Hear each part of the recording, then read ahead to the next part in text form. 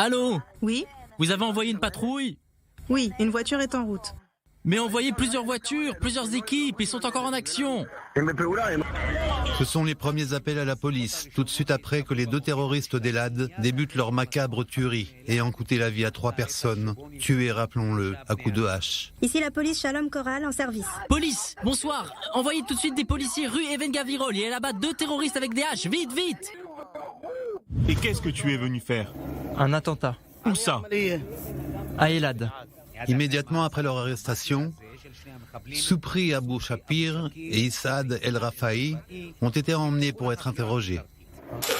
Aux enquêteurs de l'unité centrale de la région centre, ils ont raconté sans aucune gêne et avec tous les détails les plus horribles, non seulement leur mode opératoire pendant l'attentat, mais aussi toute la phase préparatoire, et aussi qui les a motivés à passer à l'action avec hache et couteau. Que tous ceux qui ont une arme s'en servent, et que ceux qui n'ont pas d'arme se servent de couteau de boucher, ou de n'importe quel couteau. Avant l'attentat, Yahya Sinwar a lancé un appel au djihad et à faire des attentats. Qu'en dis-tu? J'ai entendu son appel et aussi des 1111 roquettes et à cause de ça, Soubri et moi avons décidé qu'il fallait rentrer en Israël et de faire l'attentat avant que Sinwar n'applique ses menaces contre Israël et tire ses missiles. Et là, nous ne pourrons plus entrer.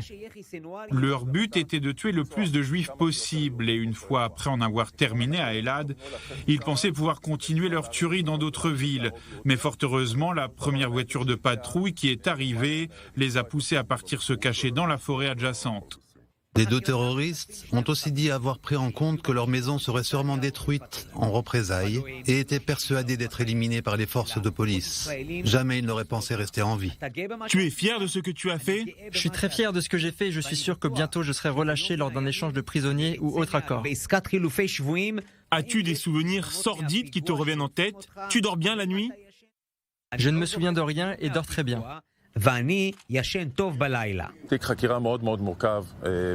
Cet attentat est très compliqué. Nous avons relevé les images de plus de 40 caméras disséminées sur le terrain, des centaines de pièces à conviction pour que si à l'avenir ils remettaient leurs actes en question, toutes les preuves soient rassemblées contre eux.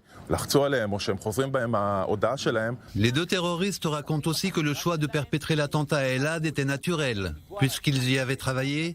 Et la nuit précédente à l'attentat, ils ont travaillé sur ce chantier d'une synagogue.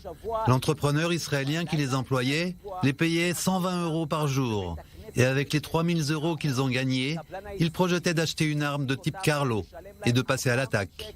Seulement personne dans les territoires palestiniens ne les a pris au sérieux. Et donc personne ne leur a vendu d'armes. Ils ne regrettent pas leur acte barbare et les familles des victimes osent espérer qu'ils ne sortiront jamais de prison.